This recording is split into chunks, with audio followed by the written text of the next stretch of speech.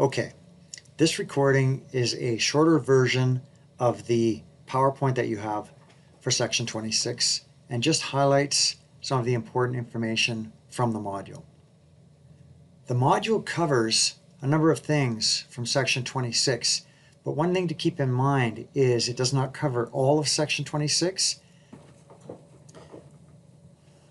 This module covers a number of the rules about dielectric liquid-filled equipment and talks about equipment vaults and fences, substation fences, switchboards, switchgear panel boards, and submersible pumps, but does not cover everything in section 26, so you don't need to know the entire section. When we look at the very first part of section 26 and deal with dielectric liquid-filled equipment, Rule 26.012 is really where we start. And we started talking about this equipment when it is installed indoors. And there's a couple different types of dielectric liquid-filled equipment that section 26 refers to. We generally are talking about liquid-filled transformers when we talk about this equipment.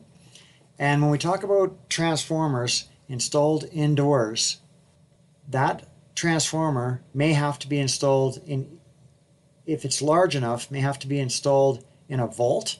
And if it isn't as large, if it has smaller amounts of liquids, could be installed in an improved service room. What is the difference between a vault and a service room?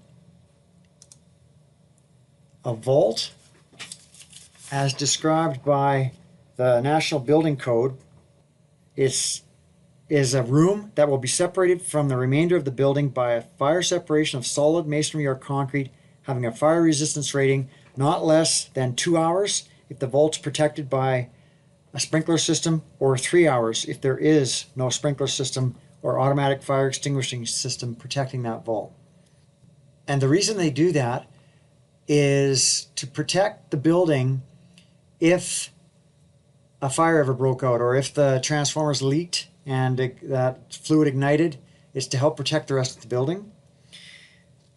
If the transformer has less volumes of liquid, it can be installed in what we call a service room. If the group of transformers has less fluid in them, they're a smaller group of transformers, they may be allowed to be installed in a service room. And a service room is a space, again, provided to accommodate the service and could also accommodate transformers as long as it meets Rule 26.012 and has a fire rating of 1 hour. That is what a service room has to have, is a fire rating of 1 hour.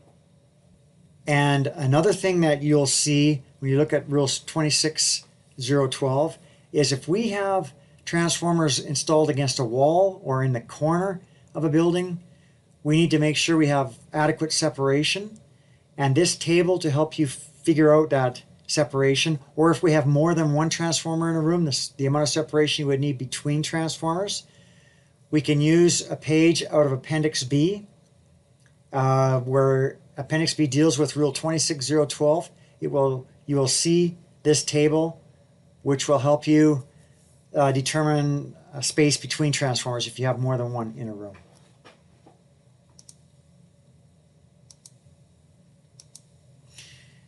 And I said earlier that we're generally talking about transformers when we talk about liquid-filled equipment.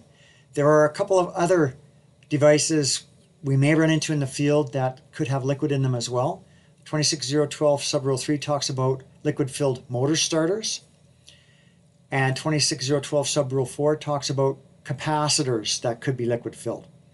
So besides transformers, there are a couple of other items that could have liquid in them, and they're covered in the rules.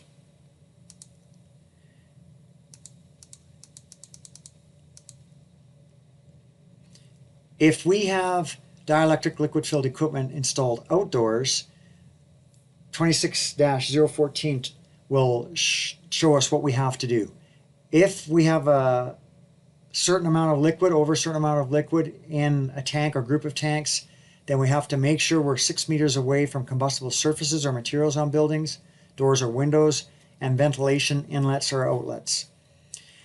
So that's the rule we kind of basically need to remember if we're talking about outdoor installations. If we can't get that 6 meter a distance between a transformer and a building, then we are allowed to install our transformer within that 6 meters, provided that a wall or barrier of non-combustible material is constructed. Okay, one of the important things that this module goes through is sizing conductors and overcurrent protection for transformers. And when we look at doing that, there's really 3 rules we use for overcurrent protection and 1 simple rule that we use for conductor size for transformers. The 3 rules for overcurrent protection are 26250, 26252, 26254. That is how we size overcurrent protection on a transformer depending on what size the transformer is. The rule that we use for conductors is 26256. I'll go through an example of each of these rules for overcurrent protection so you understand how the rule works. The first one that we'll look at is a transformer that has either the primary or secondary. If they are rated at over 750 volts, we use rule 26250. And we would just start by, for this size transformer, a 200 kVA transformer, single phase, 4160 volts on the primary, 480 volts on the secondary. The first thing we would do is just figure out the primary current rating of that transformer, and it's 48.1 amps. And the secondary current, that same rating, 200,000 volt amps divided by 480 volts, is 416.67 amps. We would then use the rule to determine our overcurrent device size. And subrule 1A states that the primary side of the transformer will be protected by a fuse rated at not more than 150% of the primary rated current. So 48.1 amps times 150%, 72.1 amps. That's how we would size the fuse. And if we were going to use a breaker, we would use subrule 1 part B, which says that the overcurrent device in the case of a breaker will be rated at not more than 300% of the primary current of the transformer. So 300% times 48.1 amps is 144.3 amps. And from table 13, which is our standard catalog of breakers,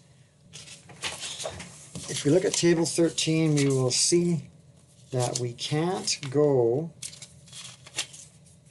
the rule states that we cannot exceed this rating of 144.3 amps. So from table 13, I want to see what the next size, standard size down from 144.3 amps is. And if I would ignore the ampassive conductor part of the table and just look at the rating or setting permitted, and 144 amps, the next size down would be 125 amps. And I cannot exceed this 144 amps, so I would have to take the next standard rating permitted from table 13, which is 125 amps. The rule, as far as my fuse goes, Rule 26250 subrule 2 states where 150% of the rated primary current of the transformer does not correspond to a standard rating of fuse, the next higher standard rating will be permitted. So this is not a standard rating of a fuse. If we go again to table 13, for 72.1 amps, the next higher size is 80 amps, and we're allowed to go up to that size. So that's how I'd size my fuse or my breaker for this transformer that's over 750 volts using Rule 26250. To size the conductor for the transformer using Rule 26256, conductor sizes are really pretty easy. They're generally 125%.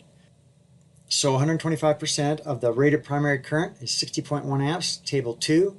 We would use a number 6 RW90. The conductor for the secondary size, 416 amps, 416.67 amps times 125% is 520 amps. And we would have to size a conductor from table 2 for 520 amps, unless we did parallel runs, which we'll just mention real briefly here too. So for transformers rated over 750 volts, this is just a summary of what the rule talks about for sizing fuses or breakers for the primary or secondary side. And one thing just to point out from this is that if we have our overcurrent protection on the secondary side of our transformer, we would probably use table 50 to size our circuit breaker or fuse. So you should just be aware that you could be using table 50. And this is a good example of that, where you would have an overcurrent device on the secondary of a transformer, just a disconnect on the primary, but an overcurrent device protecting the secondary of a transformer. Then you would use table 50. Table 50, this is what table 50 looks like. And if the overcurrent device was on the secondary side of the transformer, you would use this table to help you size the value for it. Okay, our next example is a 75 kVA transformer, 600 volt primary, 208 volt secondary. That is a dielectric liquid filled transformer. So the rule we would use, it's under 750 volts, but is liquid filled. And we would use rule 26252 for this.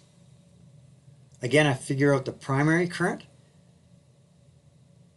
75,000 VA divided by 600 volts on the primary is 125 amps. The secondary current is 75,000 VA divided by 208 volts for 360.6 amps. So subrule 26252 part 1 states that on the primary side of our transformer, we have overcurrent protection rated or set at not more than 150% of the rated primary current of the transformer. So 125 amps times 150%, 187.5 amps. Subrule 2A will tell us that if 150% of this current does not correspond to a standard rating of fuse or breaker, the next higher standard rating will be permitted.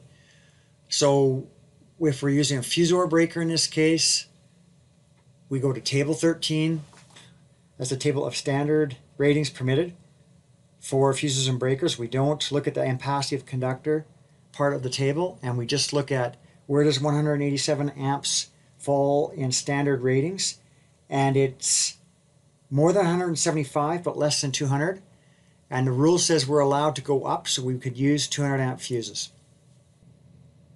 To size conductors for this transformer, again, the general rule is 125%, and for the primary, 125% of 125 amps is 156.25 amps.